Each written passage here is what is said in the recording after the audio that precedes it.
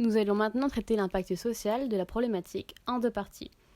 Dans un premier temps, la banalisation de la violence au sein de la société, puis l'influence des cartels dans la vie sociale. Mais tout d'abord, une petite introduction. Les cartels mexicains allient une puissante force coercitive, de gros moyens financiers souterrains et une réelle adaptation à la mondialisation des sociétés modernes. Ces caractéristiques font que jusqu'à présent, les politiques de lutte ne parviennent pas à réduire leur influence dans une société meurtrie par la banalisation de la violence favorisée par la faiblesse de l'appareil étatique. Les cartels en profitent alors en s'impliquant fortement à tous les échelons de la vie sociale, ce qui a plutôt tendance à renforcer leur influence. Commençons d'abord par la banalisation de la violence au sein de la société. Nous pouvons d'abord nous demander, mais quelles sont les caractéristiques de cette violence ? La violence qui gangrène le Mexique est essentiellement imputable aux cartels.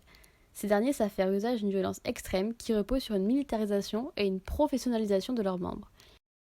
Ils ont largement recruté d'anciens militaires et policiers corrompus qui ont déserté leur unité suite à la faiblesse des soldes notamment.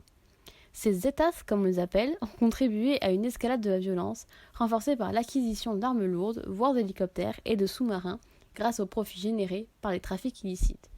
Si les cartels utilisent l'ultraviolence à des fins psychologiques pour créer un climat de terreur et d'intimidation, on peut s'interroger sur les causes intrinsèques de ce phénomène. Il y a deux causes majeures à la violence. Tout d'abord, une violence culturelle. On peut trouver les racines de la violence dans la brutalité de l'histoire mexicaine. Ce pays, qui a une histoire tourmentée, a connu pas moins de 3 siècles de colonisation espagnole, un siècle de dictature après l'indépendance, une révolution et 71 ans de régime autoritaire. L'autre cause est la défaillance de l'État.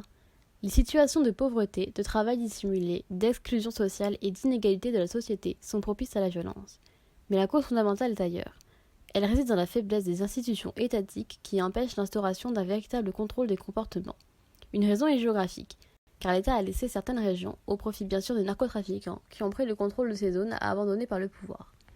Une autre raison est structurelle, car l'État a perdu sa légitimité pour faire respecter l'ordre et les lois. En effet, l'absence d'un État où les citoyens seraient soumis au respect du droit s'observe dans le comportement quotidien des individus. Par exemple, au Mexique, les règles du code de la route sont peu respectées, et dans la gestion des affaires publiques et privées, les pots de vin sont monnaie courante.